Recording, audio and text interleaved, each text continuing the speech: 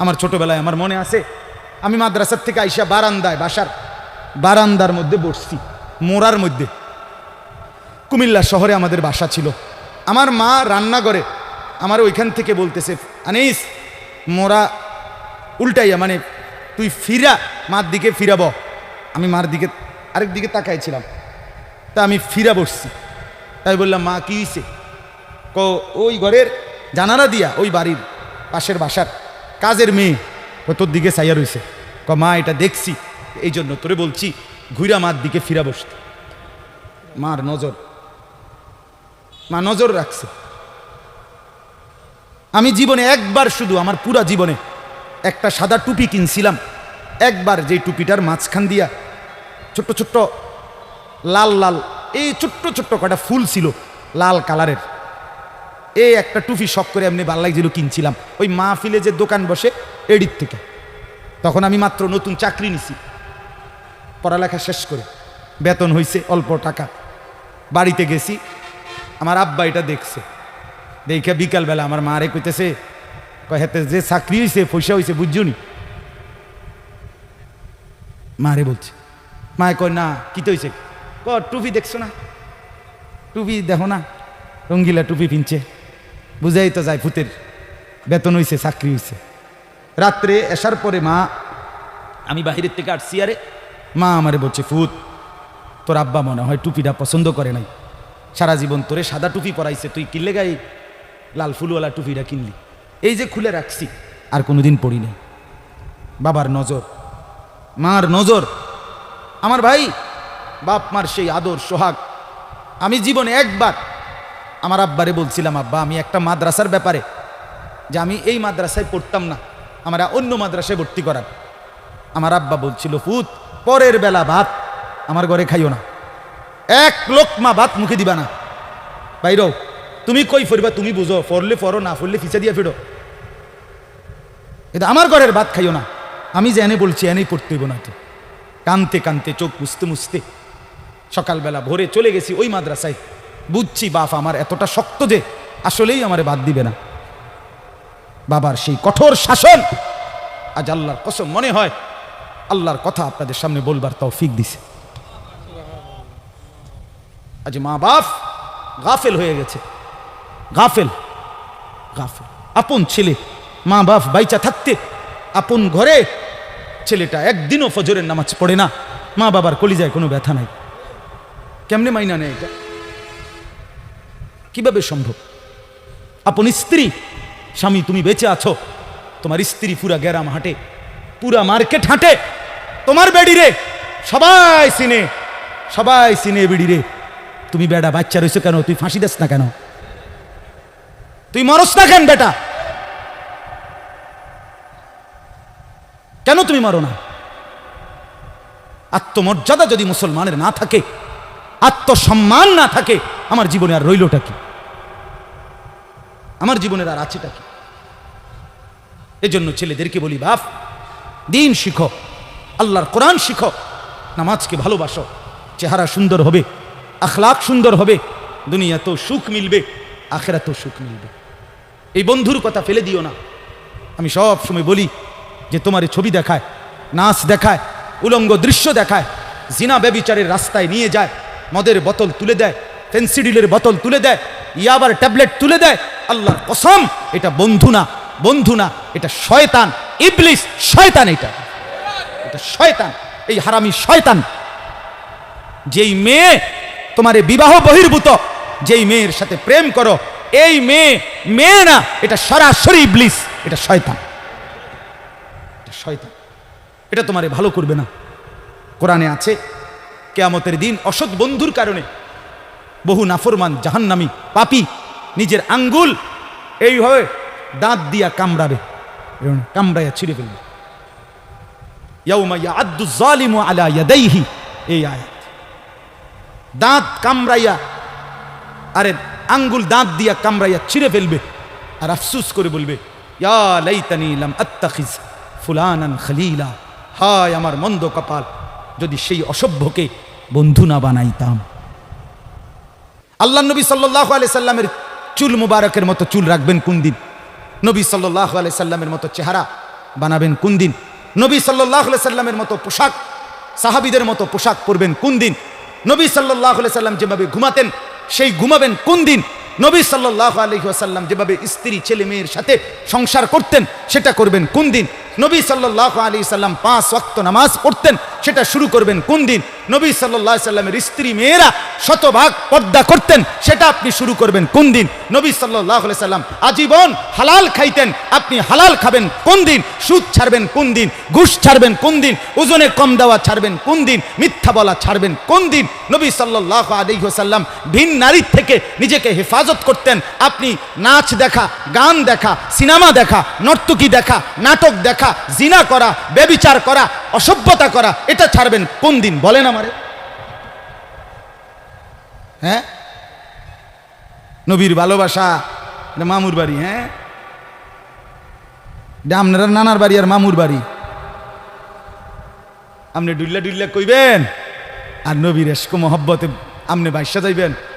চেহারায়, সুরতে, আমলে, আখলাকে জিন্দিগির কোথাও রাসূলুল্লাহ সাহাবীদের তরিকা থাকবে না।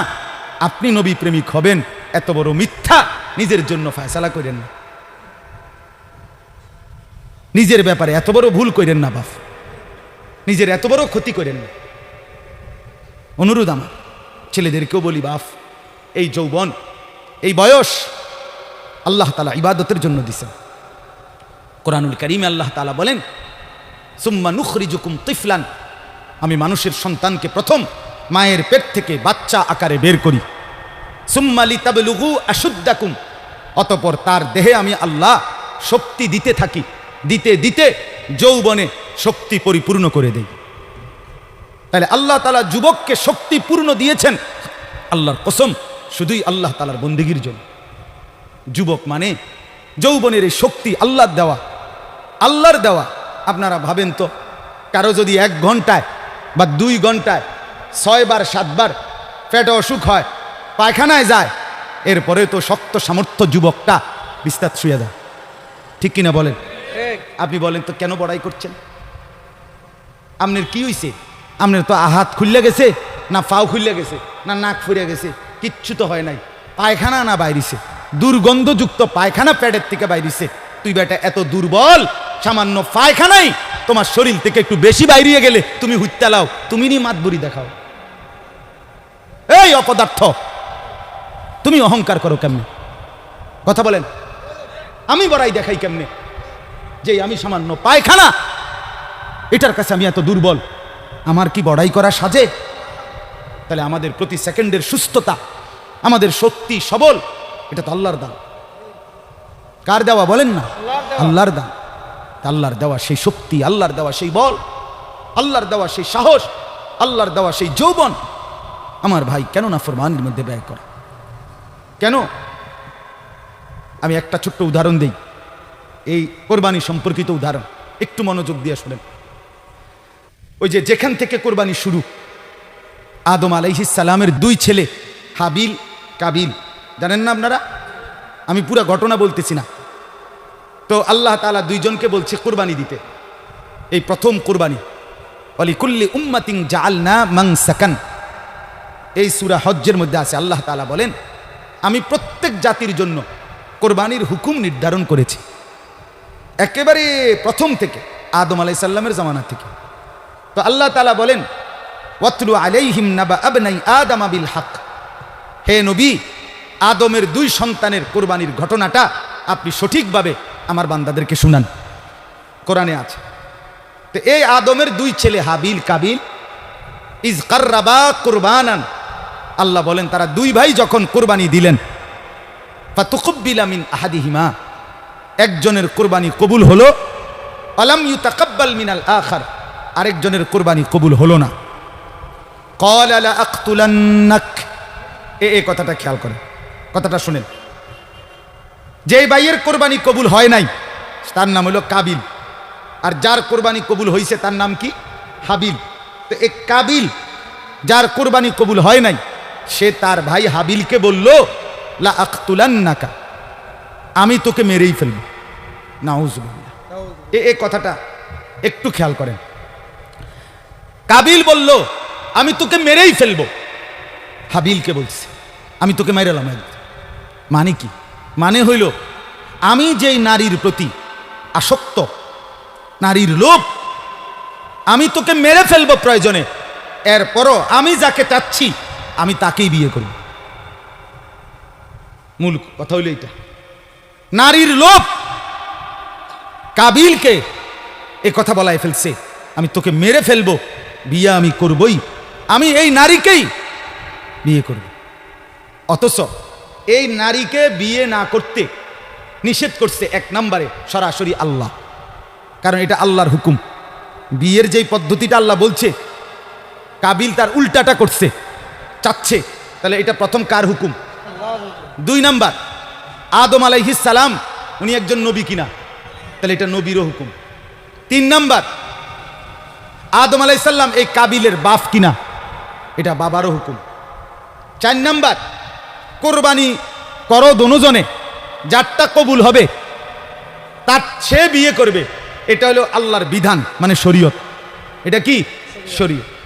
এই কাবিল এই নাফরমান নারীর লোভে সে বলল আমি আল্লাহর হুকুমও মানি না, আমি নবীর হুকুমও মানি না, আমি বাপের কথাও মানি না, আমি শরীয়তও মানি না, আমি এরই বিয়ে করব। খেয়াল করছেন? নারীর আসক্তি, নারীর লোভ, হারাম প্রেম, হারাম ভালোবাসা, আরে কত জঘন্য পরিণতিতে নিয়ে গেছে। সে বলতেছে আমি আল্লাহর হুকুমও মানি না, আমি নবীর হুকুমও মানি না, আমি বাপের হুকুমও মানি না, আমি শরীয়তও মানি না, আমি এরই চাই। এই আজকের যুবক, আজকের নওজোয়ান ছেলে মেয়েদের হালাত এটা। আমি আল্লাহকে মানি না, আমি রসুল মানি না, আমি মা বাবার সম্মান ইজ্জত, বংশের মর্যাদা, গ্রামের ইজ্জত কিচ্ছু মানি না। আমার দরকার আমার মোবাইল, আমার অশ্লীল ছবি, অবৈধ প্রেম, হারাম ভালোবাসা, কোনো মেয়ের সম্পর্ক, জিনা ব্যভিচারের সুযোগ, অশ্লীলতা, বেহায়াপনা, পার্ক, রেস্তোরাঁ, বিনোদন কেন্দ্র, হোটেল মোটেল, অথবা কোনো চিপা গল্লি, অথবা গোপন কোনো অসভ্য জায়গা। আমার দরকার নারী, আমি আল্লাহ মানি না, রসুল মানি না, মা বাপ মানি না, শরীয়ত মানি না, আমি চাই নারীর আসক্তি। এই জন্য যুবক নামাজও পড়ে না, রসুলের বিধানও মানে না, মা বাপের সম্মানের দিকেও খেয়াল করে না, বংশ মর্যাদা, এলাকা, ইজ্জত কিচ্ছু নাই। তার কথা হলো আমার দরকার হলো নারী। নাউজুবিল্লাহ, নাউজুবিল্লাহ। কোরবানি আমাদেরকে শিখায়। তো হাবিল কি বলছে? ক্বালা ইন্নামা ইয়াতাকাব্বালুল্লাহু মিনাল মুত্তাকিন।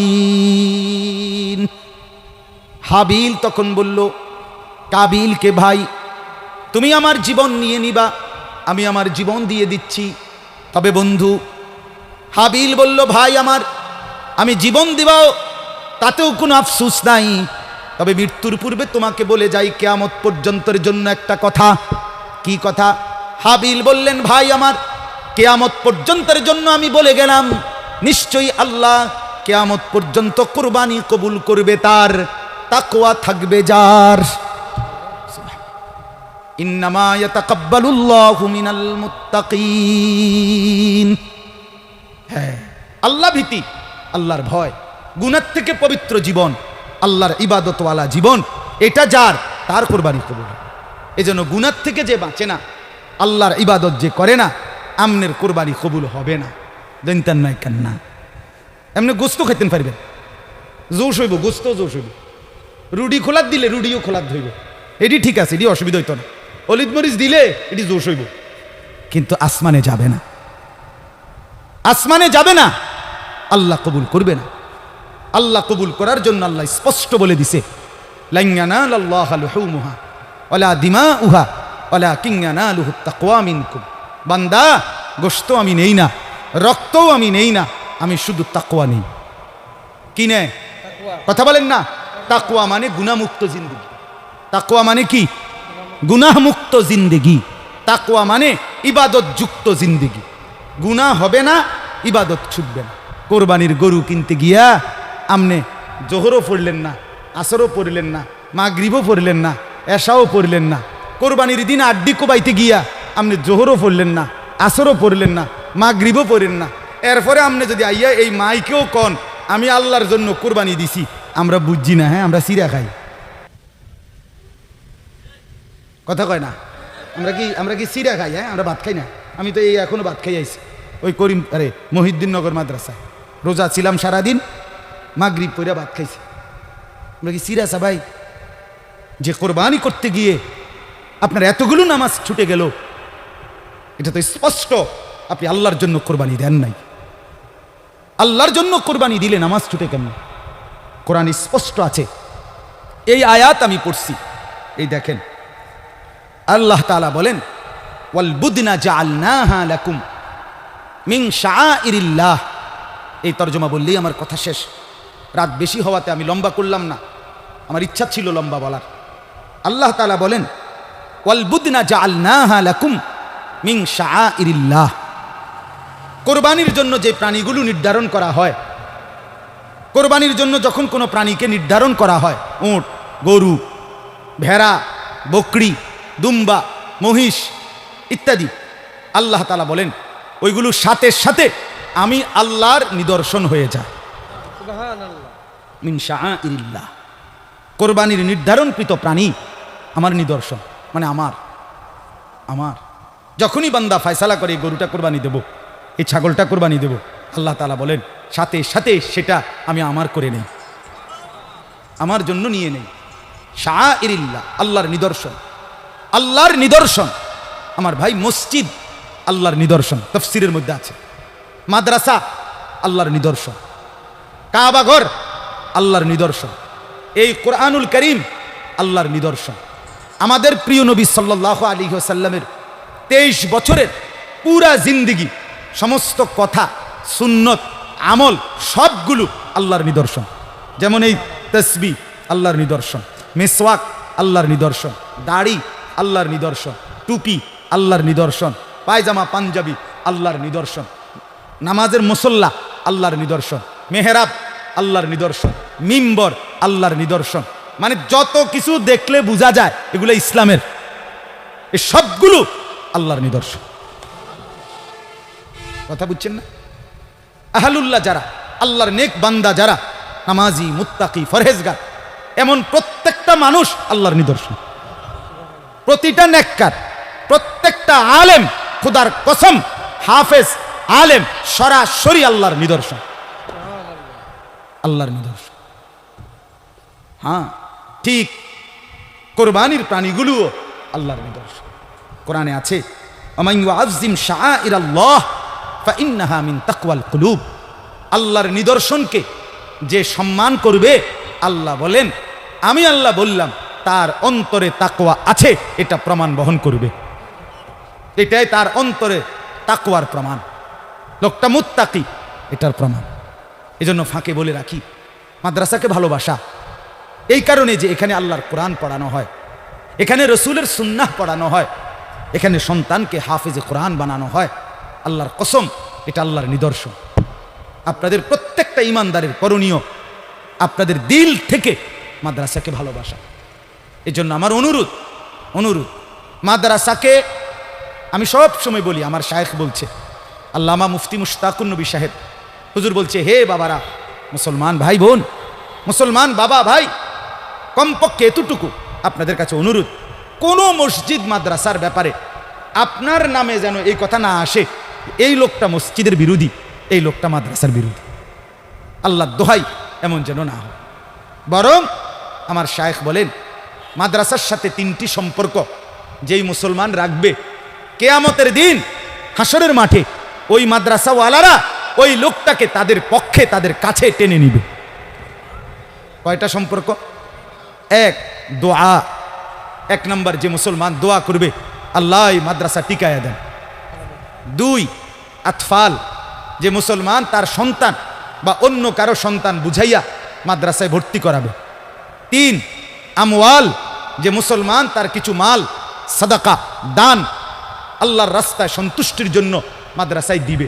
তাহলে দোয়া করলো, সন্তান দিল, দান করলো, এই 3টি জিনিস যে মাদ্রাসার সাথে সম্পর্ক রাখবে, হাসরের ময়দানে এই হাফেজ আলেমরা আশা করা যায় ওই ভাই, ওই চাচাকে হাসরের মাঠে ডাক দিয়া বলবে, আপনি আমাদের সাথে দাঁড়ান, সুবহানাল্লাহ, আপনি আমাদের সাথে দাঁড়ান। এই জন্য অনুরোধ আমার মুফতি আব্দুল কাইয়ুম ভাই ঢাকা বড় মসজিদে মাদ্রাসা, বড় মাদ্রাসায় পড়াইতেন, নিজ মহল্লার মহব্বতে এলাকায় খেদমত করবে তার দিলে আসছে, এই জন্যই আসছেন। অনেক বড় বড় ওলামায়ে কেরাম থেকে মশওয়ারা করেই এখানে আসছেন। আপনাদের কাছে আমার বিনীত অনুরোধ, প্রত্যেকের কাছে অনুরোধ, এটা আল্লাহর নিদর্শন। প্রতিটা মাদ্রাসা, যদি বলেন এত মাদ্রাসা হুজুর চারিদিকে, এতটি মাদ্রাসা দরকার নেই, আমনে আল্লাহ দোহাই করে বলেন চাই এত মাদ্রাসা তো হয়েছে, ঠিক আছে, আপনার গাওডা জ্বলতে আছে, কিন্তু টেলিভিশন সাউন্ড কমছিনি, কথা কন না কেন, বিড়িখানা কমছিনি, গান বাদ্য, জিনা ব্যবিচার, মদ জুয়া কমছিনি। তো তাইলে এমন যদি হইতো যে হুজুর মানুষ তো সব জোনায়েত বাগদাদি হয়ে গেছে, আর কি দরকার মাদ্রাসা, মানুষ তো সব আল্লাহর রহমতে বাইজিদ বোস্তামি হয়ে গেছে, আর কীর্তন মাদ্রাসা। আপনি বলেন এক মাসে একটা মাহফিল হলো, এক বছরে একটা মাহফিল হয়, আল্লাহর কথা শুক্রবারে একদিন হয়, কিন্তু প্রতিদিন আপনাদের আমাদের ঘরে প্রতিদিন কত ঘন্টা টেলিভিশন চলে, কথাটা বুঝছেন আমার, বলেন তো। প্রতিদিন দুনিয়ার নাচ গান, অশ্লীলতা, বেহায়াপনা ঘরে ঘরে কত ঘন্টা হয়, তার মোকাবেলায় আল্লাহর কসম এখনো মসজিদ, মাদ্রাসা, মাহফিল, ইসলাহি মজলিস, দ্বীনি মেহনত এখনো অনেক কম, অনেক কম, অনেক কম। অনেক গুনাহ যে পরিমাণ, নাফরমানি যে পরিমাণ, ঘরকে ঘর, ঘরকে ঘর। প্রতিদিন কল্পনা করেন কয়জন মুসলমান ফজরের নামাজ পড়ে আর পড়ে না কয়জন, বলেন না বাপ, এই ছেলেরা বলো না ভাই, আজ কতদিন হয় ফজরের নামাজ পড়ো না? কতদিন হয় তুমি বলতে পারো না ভোর হয় কখন, সূর্য উঠে কখন, রাত শেষ হয় কখন? কিতাবের মধ্যে আছে সকালবেলা ফজরের নামাজ পড়ে না যে ব্যক্তি, রাস্তার কুত্তা পর্যন্ত তারে দেখতেও চায় না। রাস্তার কুত্তা আল্লাহর কাছে বলে, আল্লাহ এমন বেঈমানের আমার সামনে পালায়েন না, আমার সামনে ফেলিয়েন না। হ্যাঁ, তাইলে বলেন না এখনো কি পরিমাণ মুসলমান নামাজ পড়ে না? বাজারের কয়টা দোকানে নামাজের ওয়াক্তে দোকানদার নামাজে যায় আর কয়টা দোকানদার যায় না? কি পরিমাণ দোকানে গান বাদ্য ডেকসেট চলতেছে রাতের বেলা, কত এলাকায়, কত জায়গায়, কত বাজারে, কত মার্কেটে, কত অঞ্চলে, কত জায়গায় জিনা, ব্যভিচার, পতিতাবৃত্তি, বেশ্যাবৃত্তি হয়ে থাকে, হয় কিনা বলেন না কেন? এরা ফিরবে কখন? এদেরকে বাঁচাবে কে? এই বেনামাজি ভাইদেরকে বুঝাবে কে? বেহায়া নারী প্রতিদিন বাজারে, কি পরিমাণ বেপর্দা নারী বাজারে আসে, এদেরকে বাঁচাবে কে? এদের কি আখেরাত নাই? এরা কি মরবে না? এদের জন্য কে ভাববে? বলেন, এদের জন্য এদেরকে বুকে টানা দরকার, এদেরকে ঢাকা দরকার, এদেরকে আগলানো দরকার, এদেরকে আল্লাহর কথা শোনানো দরকার। এজন্য এটা কোনো সময় বলবেন না এত মাদ্রাসা কি দরকার। আমি তো বলি অনেক সময় এত সাদওয়ানের কি দরকার? একটা গাজি টাঙ্কি 1000 লিটারের কিন না, এটার মধ্যে চা বানাইয়া দিয়া মাঝখান দিয়ে থুইয়া দিলে, চারিদিকে ট্যাপ লাগাইয়া দিলে, সবাই আপনার কি করে কাফে করিয়া করিয়া বোতলে করিয়া করিয়া চা খাইব। এতটি ছোট ছোট কেটলি প্রত্যেক দোকানে না দিয়া একটা গাজি টাঙ্কি লাগাই দিলে ভালো ছিল না? কথা কন না, বলেন না এত চা দোকানের কি দরকার? এতগুলোর কি দরকার? চা দোকান যে একসাথে 30টা, এক বাজারে কাপড়ের দোকান যে এক সিরিয়ালে 30টা, তো মাদ্রাসাও তো এক সিরিয়ালে 30টা হওয়ার দরকার। হেনে মাদ্রাসা, হেনে মাদ্রাসা, এটা তার অসুবিধা নেই, এক সিরিয়ালে নেওয়ার দরকার, ডাইরেক্ট 30টা এক লগে থাকবে। কথা বুঝছেন না আপনি? তাইলে বুঝা গেল আল্লাহ তাআলার ইচ্ছা, আল্লাহর দয়ায় আল্লাহ তাআলা উম্মতের সুবিধার জন্য, মানুষের হেদায়েতের জন্য জায়গায় জায়গায় আল্লাহ তাআলা এখন কোরআনের বাতি জ্বালায় দিছে। আলহামদুলিল্লাহ। আমার শায়েখ বলে, আল্লামা মুফতি মুশতাকুর নবী সাহেব হুজুর একটা দারুণ কথা বলে যে জিনা, ব্যভিচার, অশ্লীলতা, মদ, জুয়া মানুষের সমাজে এখন বেড়ে গেছে।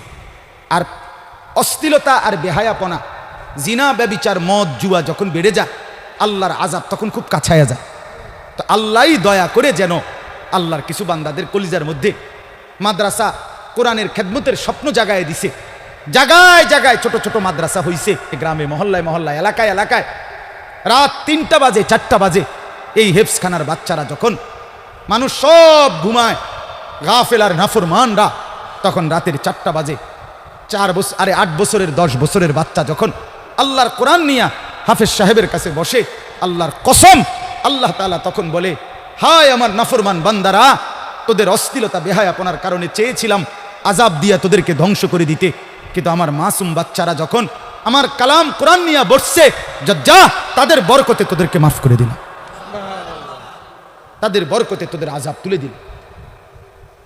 এই জন্য চতুর্দিকের এই মাদ্রাসাগুলো আপনাদের নিরাপত্তার জন্য, আপনাদের বেঁচে থাকার জন্য। আজকে মুসলমানের ঘর মুসলমানের জন্য নিরাপদ না। কি অবস্থা আমাদের! নিজের ঘরে টেলিভিশন চলে সারাদিন সারা রাত, নিজের ঘরে আপন ভাই সারা রাত উলঙ্গ ছবি দেখে, আপন বোন সারা রাত অন্য ছেলের সাথে অশ্লীল আলাপ করে, আপন মা বেপর্দা ঘুরে, আপন বাপ বিড়ি সিগারেট মদ জুয়া গালি গালাস হারাম উপার্জন করে। তাহলে আপন ঘর এক মুসলমানের জন্য নিরাপদ হইল? কে বুঝাবে আল্লাহর কথা? কে বুঝাবে? পৃথিবীর কোনো যুবক প্রথম নিজে নিজে বিড়ি সিগারেট খায় না, কোনো বন্ধু তাকে এটা অভ্যস্ত করে।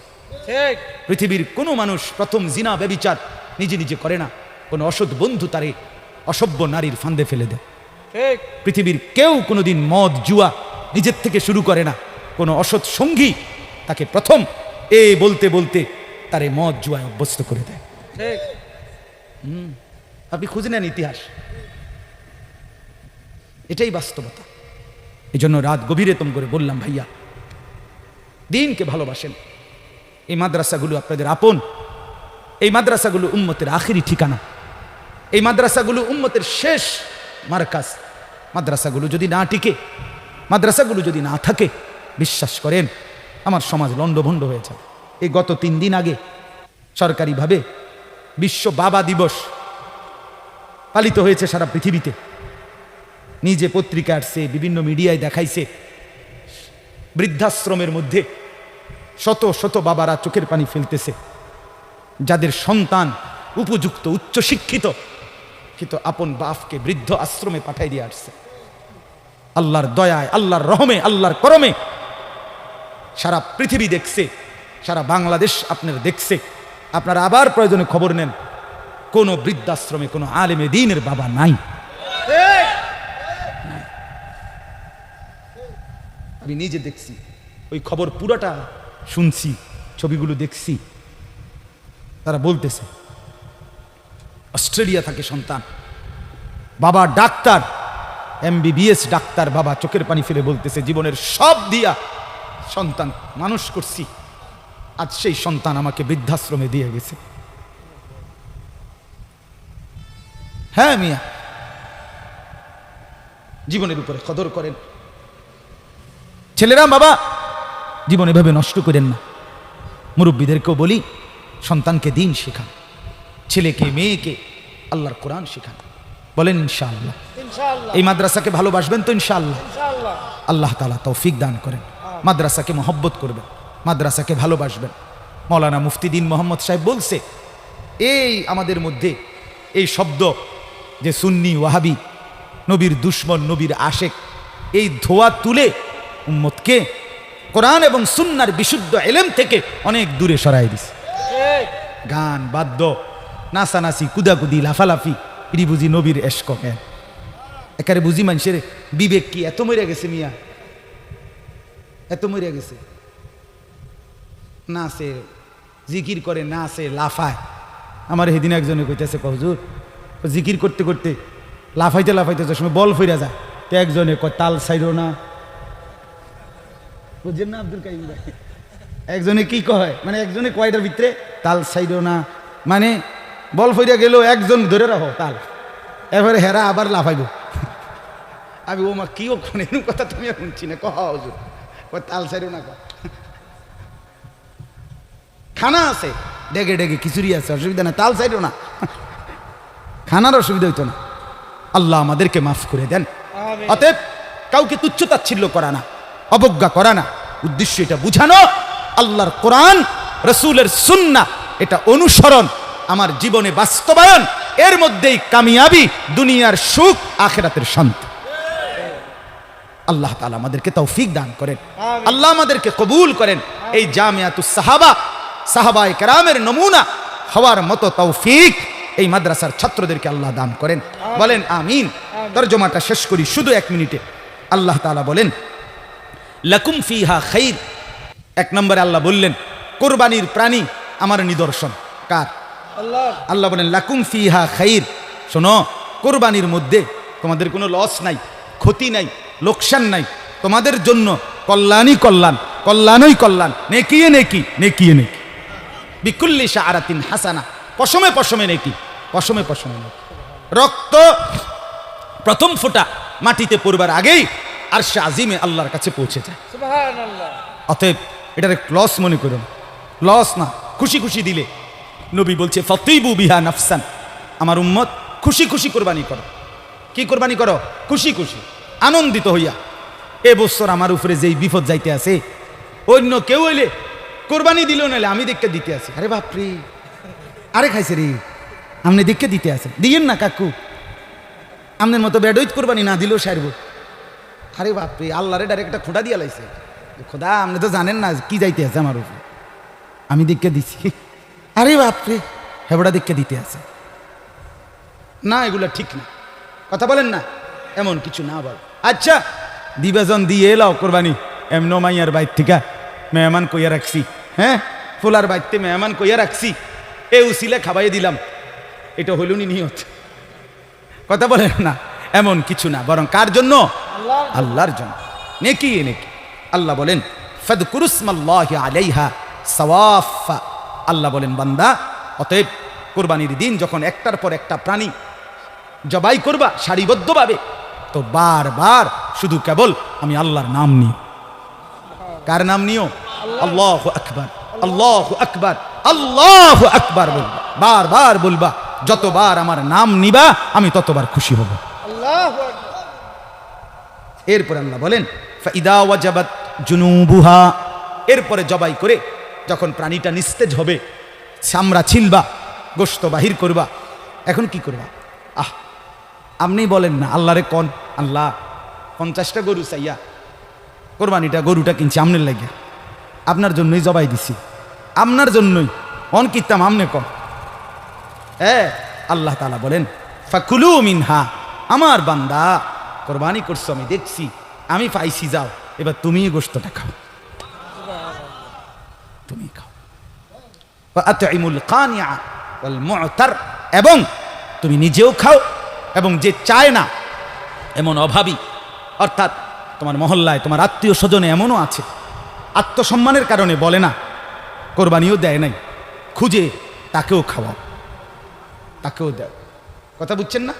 ওয়াল মু'তার, এবং আল্লাহ তাআলা বলেন যে চায়, ভিক্ষুক, অভাবী, অসহায় মানুষ যে হাত পাতছে কোরবানির গোশতের জন্য, তাকেও দাও, তাকেও খাওয়াও।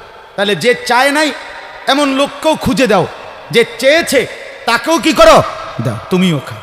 আমাদের বদ অভ্যাস, 2 টুকরা গোশত দিবার আগে কথা কয় 18 টুকরা, বুঝলেন? এডির ব্যবসা, এডির অভ্যাস খারাপ, এডি সিরিয়াল ধরে আইয়ালাইছে, করতে আইছে এত হগির, হ্যাঁ কয়জন রে দিতাম, তারপরে দিয়ে ইতান এ রুমই এ কথা দিছে কয় টুকরা? 1 টুকরা, কথা কইছে 18 টুকরা।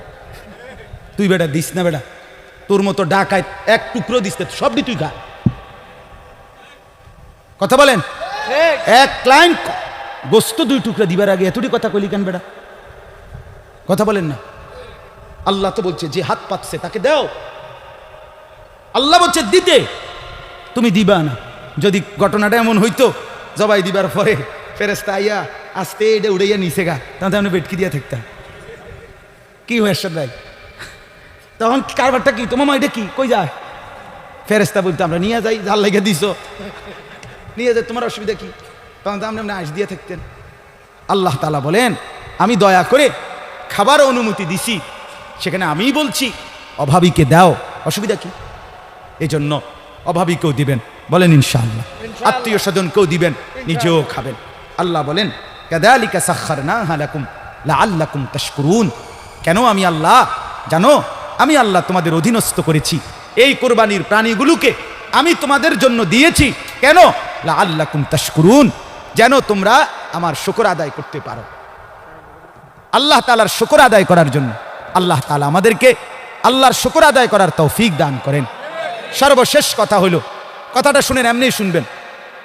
সর্বশেষ কথা হলো, আল্লাহ বলেন, বান্দা যদি বলে আল্লাহ আপনি কি এক টুকরা গোস্ত খাইতেন না, আপনি কি মোটেও নিবেন না, আপনার জন্য কোরবানি করলাম।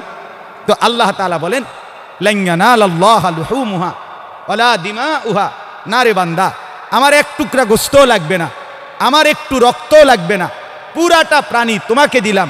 ওয়ালাকিন ইয়ানালুহুত তাকওয়া মিনকুম, তোমার দিল, তোমার অন্তর, এটা শুধু তুমি আমাকে দিয়ে দাও, আমাকে দাও। আপনি বললেন আল্লাহ আপনি খাবেন না, গোশত খাবেন না, আপনার জন্য এত কষ্ট করে সাইয়া সিন্দা দিলাম কোরবানি। আল্লাহ বলে না, লাগবে না, আমার গোশত লাগবে না, আমার রক্ত লাগবে না, আমি শুধু তোমার দিলটা চাই, তোমার দিল আমাকে দাও। মানে তাকওয়া, তার মানে গুনাহমুক্ত জীবন, আমার বন্দিগি যুক্ত জীবন, আমার ইবাদত।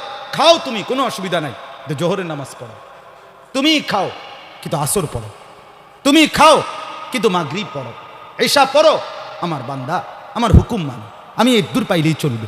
আমি শুধু তাকওয়া চাই, আমি বন্দিগি চাই, আমি জিকির চাই, আমি আমার ভয় চাই, আমি আখিরাতের ফিকির চাই।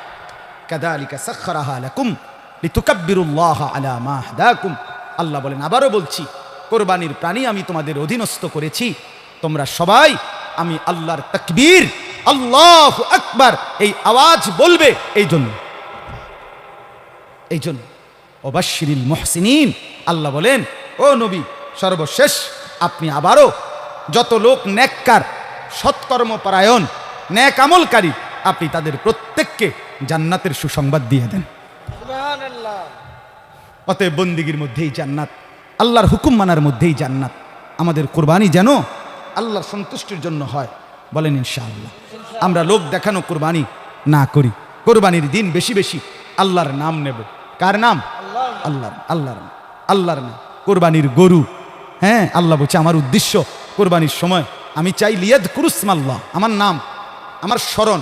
আর আমরা করে কি, গরুটারে সামনে রাইখা এই কিনন থেকে শুরু করে গরুর লেজের লগে দাঁড়াইয়া, কানের লগে গরুর সাথে দাঁড়াইয়া কেবল ছবি উঠে, সেলফি তোলে, গরুর সাথে একটার পর একটা ছবি তুলে তুলে ফেসবুকে দেয়। সবাই রে দেশবাসীকে বলে, সম্মানিত দেশবাসী, আমরা দুইজন গরু একসাথে ছবি তুলেছি, দেখেন আমাদের উভয় গরুকে কেমন লাগতেছে, কমেন্টস করে জানাবেন কেমন লাগে। আমি প্রথম কমেন্টস আমি দিলাম যে 6 ঠ্যাংওয়ালা গরু দুইটা খুব সুন্দর লাগতেছে, একটা হলো 4 ঠ্যাংওয়ালা গরু আর একটা হলো 2 ঠ্যাংওয়ালা গরু, এই 6 ঠ্যাং মিল্লা দুইটা গরু খুব সুন্দর হয়েছে, গরুর সাথে গরু খুব মানাইছে, ছাগলের সাথে ছাগল দারুণ লাগতে আছে, দোনোটা ছাগল। ছাগল এটা তোমারে বলছে, এটা সেলফি তুলতে, তোমারে বলছে আল্লাহর নাম নিতে, আল্লাহরে ডাকতে। অতএব এমনটা না করি, ঠিক আছে ইনশাআল্লাহ। আল্লাহ তাআলা তৌফিক দেন।